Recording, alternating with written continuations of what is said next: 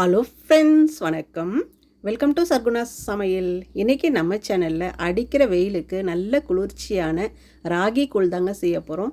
எப்போவும் ஒரே மாதிரி இட்லி, தோசை, சப்பாத்தி, பூரி, பொங்கல்னு சாப்பிடாம காலையில் இந்த மாதிரி நீர் ஆகாரமாக ராகி கூழ் செய்து குடித்து பாருங்கள். நாள் முழுக்க ஆக்டிவாக இருக்கலாம், நல்ல எனர்ஜியாகவும் இருக்கும், நல்ல சத்தாகவும் இருக்கும். இந்த ராகி கூழ் எப்படி செய்யுதுன்னு பார்க்கலாமா?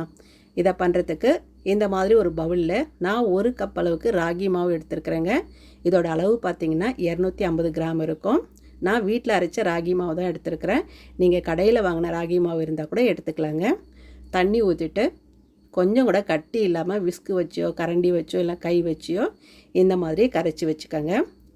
அடுத்ததாக நான் இந்த அளவு ஒரு கைப்பிடி அளவுக்கு பச்சரிசி, புழுங்கலரிசி எது வேணால் எடுத்துக்கோங்க. நான் புழுங்கலரிசி நல்லா கழுவிட்டு ஒரு 20 நிமிஷம் ஊற வச்சுருக்கிறேன். இருக்கட்டும். இந்த கேஸ் தட்டுப்பாடு வந்ததுலேருந்து இந்த கெட்டிலில் தண்ணி காய வச்சு தாங்க நான் சீக்கிரமாகவே சமையலை முடிச்சிடுறேன். 5 நிமிஷத்தில் கரண்ட்டில் காய வைக்கும்போது தண்ணி கொதிச்சிடுது.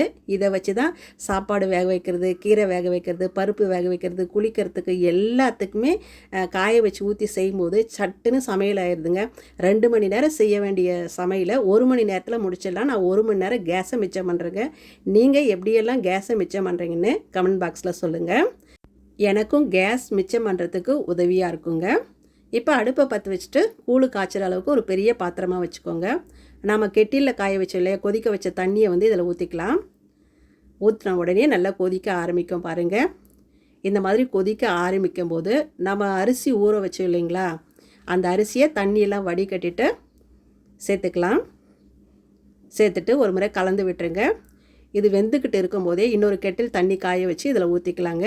நான் ஒரு 5லேருந்து 6 பேர் குடிக்கிற அளவுக்கு கூழ் காய்ச்சுறேன். கொஞ்சம் தண்ணி அதிகமாக தான் தேவைப்படும். இப்போ ஒரு 5 நிமிஷம் நல்லா வேகட்டும். ஒரு 3/4 பாகம் இந்த அரிசி வெந்தால் போதும். பாருங்கள், இந்த அளவுக்கு நல்லா வெந்து வந்துருச்சு அரிசி. இப்போது நம்ம கரைச்சி வச்சோம் இல்லைங்களா ராகி மாவு, அதை மறுபடியும் ஒரு வாட்டி கலந்து விட்டுட்டு இந்த மாதிரி ஊற்றிக்கினே நல்லா கலந்துக்கிட்டே இருங்க. இந்த மாதிரி ஊற்றிட்டே கலந்துகிட்டே இருக்கும்போது ரொம்ப கெட்டி ஆயிடுச்சுன்னா இன்னும் கொஞ்சம் சுட தண்ணியை காய வச்சு ஊற்றி கலந்திங்கன்னா சரியாக போயிடும். இப்போ நான் ஊற்றின தண்ணி கரெக்டாக இருக்குது பாருங்கள். கொஞ்சம் கெட்டி ஆகிட்டு வர வரையும் நல்லா கலந்து விட்டுக்கிட்டே இருக்கணும், இல்லைனா அடி பிடிச்சிடும்.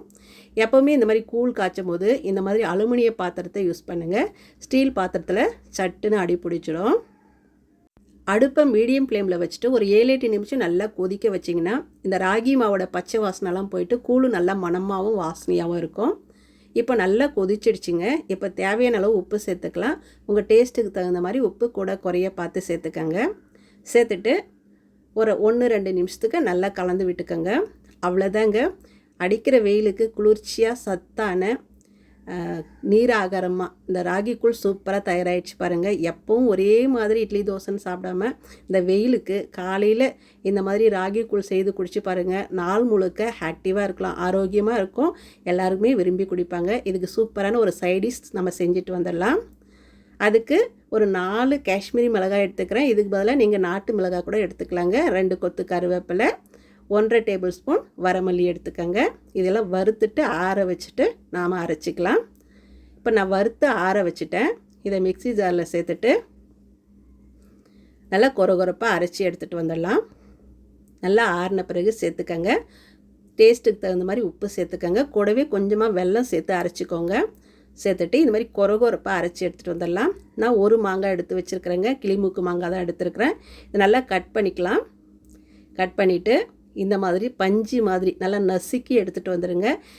அப்போ தான் அந்த மசாலாலாம் உள்ளே போயிட்டு சாப்பிட்றதுக்கு ரொம்ப நல்லா இருக்குங்க. இப்போ இது ஒரு தட்டில் எடுத்து வச்சுட்டு இந்த மசாலா அப்படியே மேலாக்க தூவி விட்டுட்டு நல்லா கலந்து விட்டுக்கோங்க. இதுக்கு பதிலாக நீங்கள் அம்மிக்கல்லோ இடிக்கல்லோ வச்சுருந்தீங்கன்னா இந்த மசாலாவை அதில் அரைச்சிட்டு இந்த மாங்காவை கட் பண்ணிவிட்டு அதிலே போட்டு இடித்து எடுத்துக்கோங்க, இல்லை நசுக்கி எடுத்துக்கோங்க. இன்னும் நல்லா சுவையாக இருக்கும். பாருங்கள், இது பெரட்டும் போதே வாயில் எச்சில் ஊறுதுங்க. இப்போயே சாப்பிட்ணும் போல் இருக்குது.